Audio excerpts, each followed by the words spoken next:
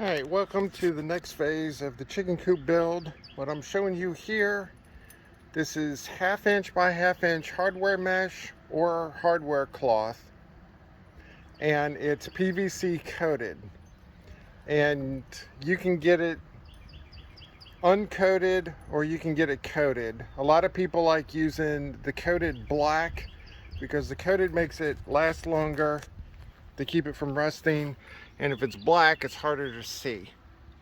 So I got 2 feet, that's a 100-foot roll, and what we're going to do with it is we're going to put it underneath the chicken coop area, which is going to be on these 3 sides here, and then we're going to use the rest of it and we're going to put it in the window areas. So like for instance, that's a big window right there, so we're going to take that 2-foot roll, stick it across, and then we'll be able to protect the chickens that way.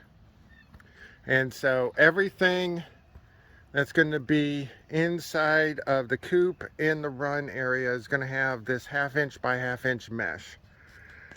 For us, we got the 2-foot roll here, we got a 6-inch roll, and we got a 4-foot roll.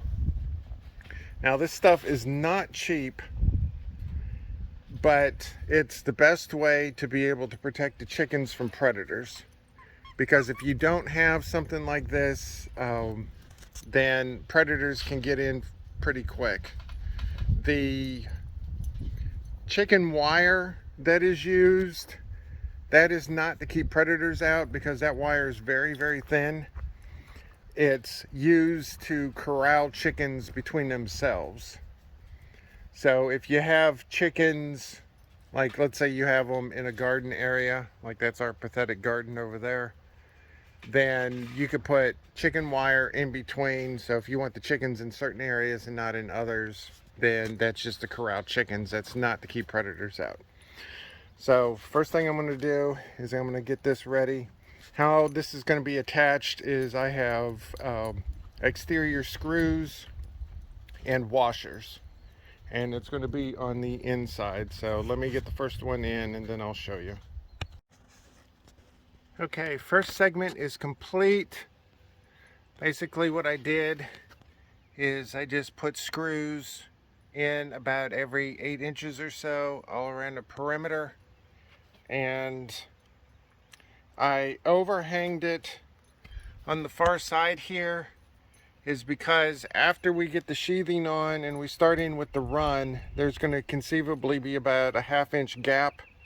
So I want that piece there to overhang, so then I can attach it onto where the run's going to be when we start building that. So right now I just have this segment, so now I just have to come back in and do everything else. So let's see what it looks like from the outside. Alright, so if you look at it from out here, you see the 1/2 inch mesh is here, and you can see it's pretty firm with all the screws in there. So no predator is going to be able to start scratching to get to the chickens. And the good thing is the chickens are very good watchdogs, so to speak. So if there's predators in the area, they will let us know about it. And so yeah, first segment is done. Then I'm going to come back and do the rest of this, and I'm obviously going to need more washers because we only got 100 washers and that's not going to be nearly enough, but we didn't know, so error on less, and we can always get more later. Alright, so the mesh below the chicken coop is now completed, and I have all 3 sides done. And I had to go to the building supply store earlier because I needed to get some screws, and I went and looked at washers, and sure enough they had the washers that we wanted to begin with, which are these really big fat ones. So now the washers cover up more than 1 square. So Sherlock approves, by chewing on his wubba. And so I came back here and replaced all the ones I had done earlier with the new washers. So what we'll do, if I run out of washers, we'll use the smaller ones in less vulnerable areas, like up at the eave or something, where it would be highly unlikely for something small enough for a 1/2 inch by 1/2 inch to actually get in. Those washers are perfectly fine, but these are better because, as you can see, I'm smashing on this pretty good and it's not doing anything. Then as I get the Coop floor and sheathing and all that, it's just going to make it stronger. I also elected on the back side here, you see where my tick marks are, that's where the joists are going to be going. I elected, instead of cutting around with the mesh, we're just going to put the joist up, and the mesh is just going to get sandwiched in between the joist and the 2x4 in the end here. So we felt that that was a better solution, and it's less that I have to cut, because cutting this mesh, it's not hard, it's just tedious, because this is a 24-inch wide piece, so every time I cut it vertically, it's 48 cuts or 49 cuts or something. And we have a 4-foot long piece of mesh, so that'll be really awesome. But as you can see, both corners on the inside, it's one continuous piece. So even if something got into the corner over here, this is continuous all the way across, so they wouldn't be able to get through that way. So the only places where it's cut are at the two ends over here. So I felt it was more secure, and there was less cuts I had to do on the mesh itself. So now on to the next step, which is the floor joists. Okay, the floor framing is done. All I did was we cut 5 boards and put them 16 inches on center. We individually cut them instead of mass cut them. Takes longer, but it's more accurate. And let me flip over to the other side. Seriously, lady, you have the entire 1/2 acre. That's for your sisters. Yes. Come on, lady. Yes. You guys eat grass outside of the run. Alright, now with that distraction out of the way, what we did is, you can see the mesh is continuous across, and then the boards actually butt up, and the mesh is sandwiched between the 2 boards, and then the screws go through. So I did this on purpose, so it's just an added layer of protection with the mesh. So next up is we're gonna put the, let me zoom out. Let me zoom out again. We're gonna put the OSB on. Now the OSB is going to, hold on a second. All right. The OSB is going to the outside of here and to, where's my hand? There it is. No, that's not my hand. There's my hand. All right, it's going to the outside of here. So what we have to do is, like in the corner here, we're gonna have to notch out the OSB. So every place where there's a stud going around that is above this floor level, I am going to have to notch out. It's going to suck, but what it's going to allow to do is, instead of having a cavity here, and then we'd have the potential of chicken waste and stuff getting behind where the OSB is, now it's going to be a part of the floor system. And so that's next up. I'm going to do that tomorrow because now it's raining. Yes, now we have our chicken dogs because... Spring chicken dog. Quit eating the grass in here. Sheesh. Trying to save the grass in here so the sisters can have something to have fun with. The barrels that lady is sniffing right now, these are Rain barrels.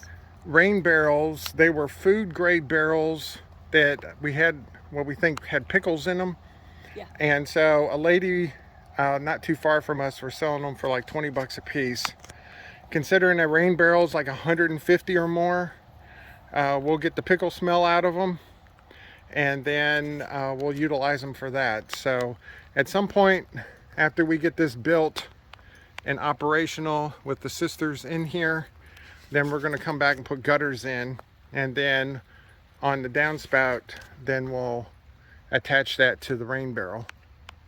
So we're going to go in now because now it's raining pretty good. Well, by pretty good, a lot more than it had been. Okay, welcome to the next day. I moved all the sheathing over here, and I put all of the T111 on the yard cart over there. The reason is what I'm doing now is I'm getting ready to notch out these spaces on the OSB, because the theory is we're going to take the OSB all the way to the perimeter, so I have to notch out where they are. So I'm doing the right side first, which has the door, then I'll do the left side. So I'm getting ready to notch out, and then we'll see if it actually fits. Okay, first side is up and it is screwed. So I had some extra 1 5/8 inch screws from the shed build, so I'm using those first before I get to the new ones. But yeah, this actually ended up being a little better than I expected, so I'm not going to complain. This isn't 100% plumb, but it's pretty close. Like, it's off a little bit right there, but that's not the end of the world. So I'm able to stand on it. If I go up and down a little bit, it does deflect a little bit, but not a whole lot. So this isn't intended to have like massive storage on it. This is intended for chickens, and chickens of course are not that heavy, and all the bedding and stuff is not that heavy. So yeah, I'm gonna call this a success. I'm gonna take a little break, and then I'm gonna do the other side. All right, other side is done. So now we have the entire floor here. Had the guys out with me earlier, and Sherlock immediately went.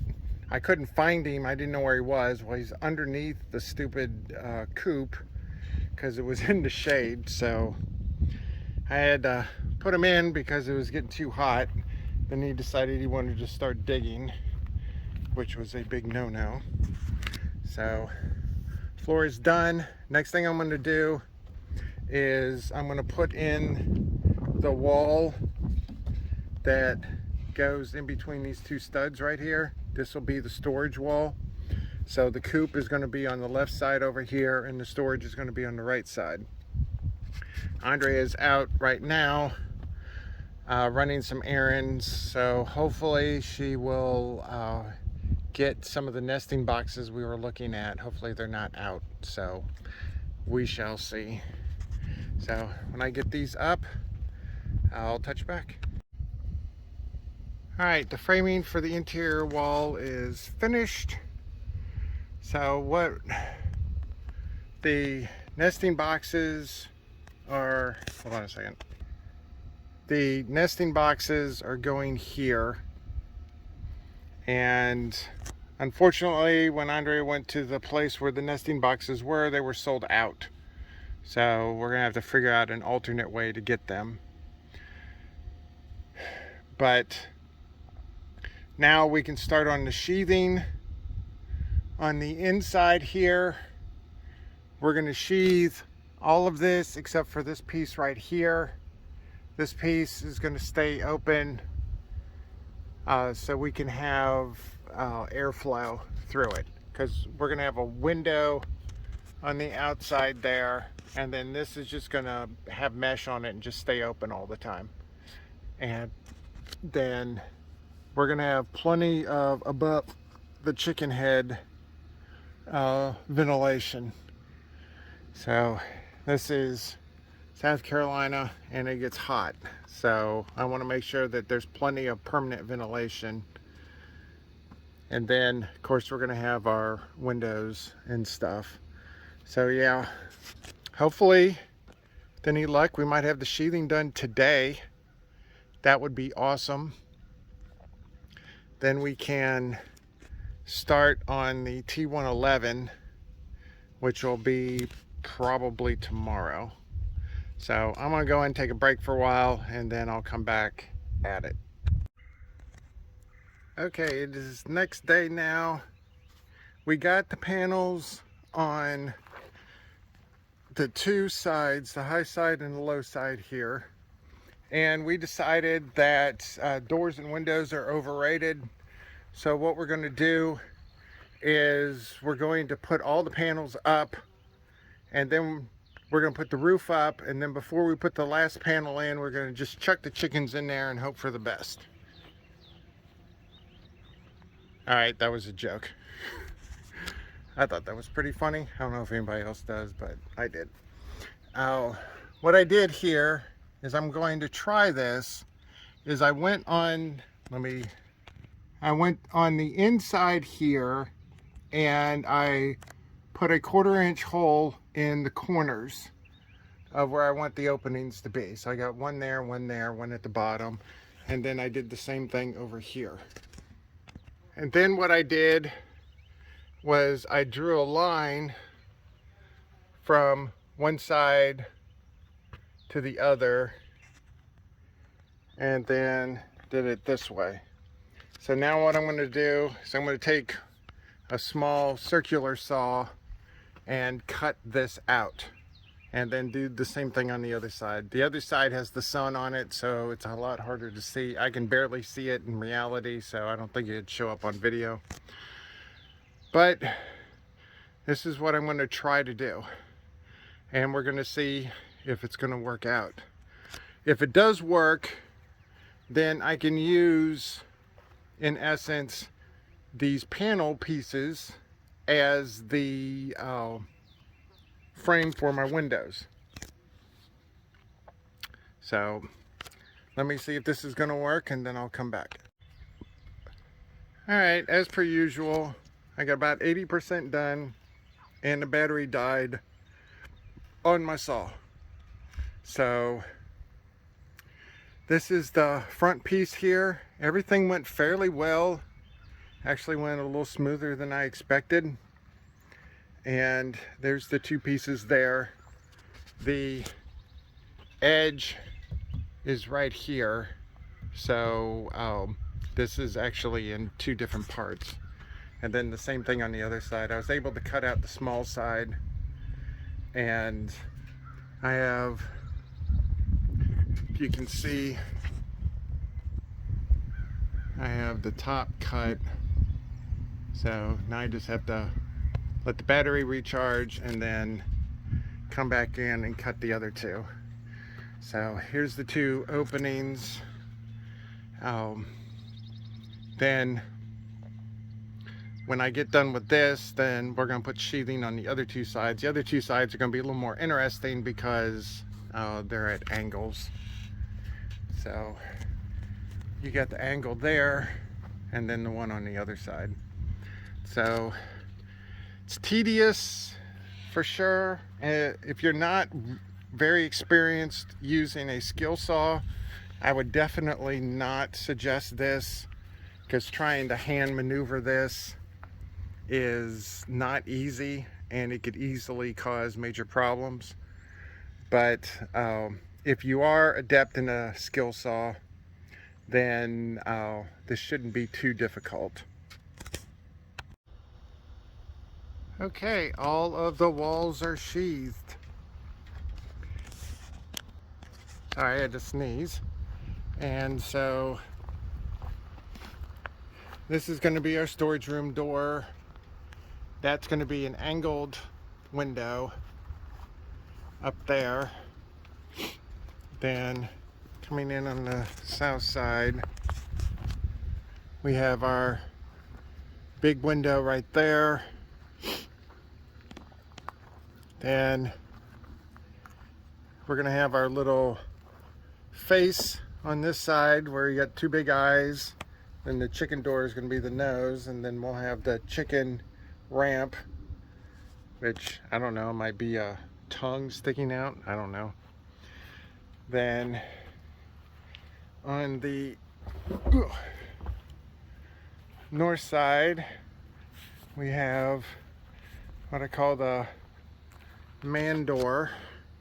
So this is how we're going to be emptying the chicken bedding when it gets too full. Then our sign is going to go up here somewhere. So that's the reason why we didn't put a window up here, is that we're going to have signage so we can name the chicken coop, since that's evidently the thing to do. And so next up is the roof. This is the end of the day on Wednesday. We're gonna have tomorrow to be able to do stuff, possibly Friday, maybe not.